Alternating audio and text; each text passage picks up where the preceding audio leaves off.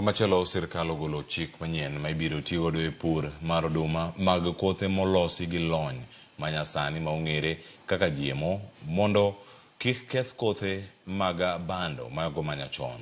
Koloso nyasi mar winjo pach jopur mag oduma manobagi e kaunti ma Uasin Gishu, jalup apisa maduong' mochung' ne gayo kaka itiyo kod kothe mag GMO pacho kae Nehemiah Ngetich wacho ni okang' makamano dhi dewo jopur ma ok dwar pidho kothe mag GMO.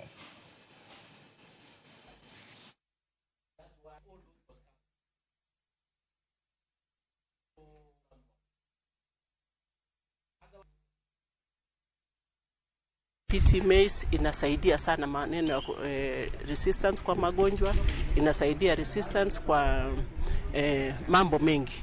So siku yenye wakulima wetu watajua manufaa ya PT maize, kwa kweli nchi yetu itapona. I'm confused because maybe somebody has interest somewhere.